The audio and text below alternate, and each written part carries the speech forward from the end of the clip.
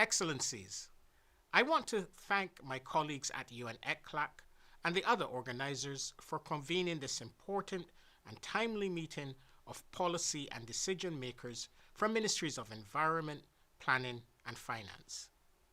All parties to the Paris Agreement must submit new and ambitious nationally determined contributions well before COP30 in Brazil this year. Global emissions reached a record high in 2024. Last year was also the hottest year on record, and it also marked the first time in which the annual global average temperature exceeded 1.5 degrees Celsius above pre-industrial levels. Our continued reliance on fossil fuels and the ensuing climate chaos now comes with a hefty price tag for everyday people and economies, with higher food and energy and insurance bills and supply chain disruptions. But there is hope. While climate impacts continue to grow in frequency and intensity, the cost of key clean energy technologies has fallen dramatically and continue to fall. The renewables revolution is the economic transformation opportunity of the 21st century, one that will propel climate resilient and sustainable development and deliver long-term energy security and sovereignty. Accelerating the transition in emerging economies and developing countries will be vital to keep 1.5 degrees within reach, and it must be a global priority.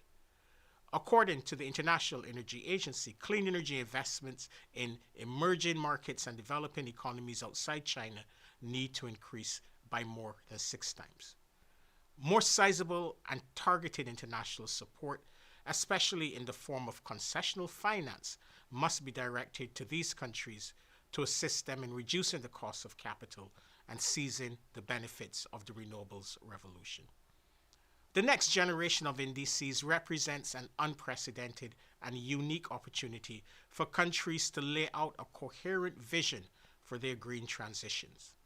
If done right, these climate plans should align with national development priorities and double as investment plans, helping to eradicate poverty and achieve the Sustainable Development Goals alongside the Paris Agreement goals. 3 elements are crucial to ensuring that countries' new NDCs are credible, robust, and ready for implementation. First, the process must be inclusive. Governments should engage and coordinate across all relevant ministries as well as non-state actors in the NDC development process. We must break down the unhelpful silos between sectors, ensuring a transition away from fossil fuels that is truly just, orderly, and equitable, and embracing and embedding climate resilience across our economies and societies will require consultations and cooperations among all relevant stakeholders. Second, set clear and ambitious targets and milestones to measure progress and ensure accountability.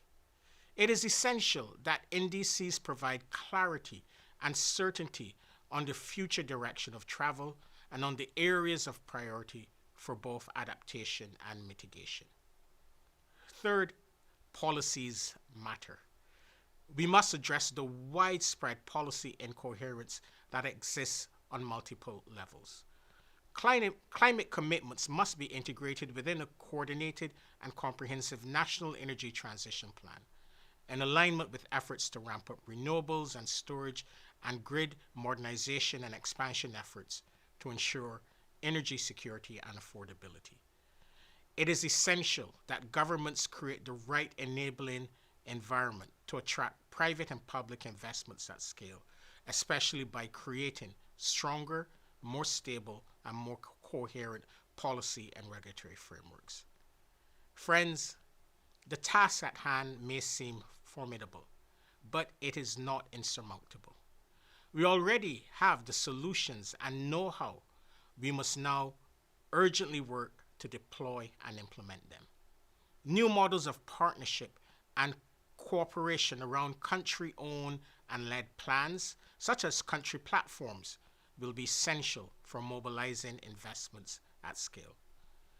In this global effort, the United Nations will continue to play its part. The Secretary General is working closely with President Lula of Brazil to mobilize the highest possible ambition in the new indices of the world's major economies. And under UNDP's climate promise, the United Nations system is helping nearly 100 developing countries prepare their new indices. We remain committed to supporting your efforts every step of the way. I thank you.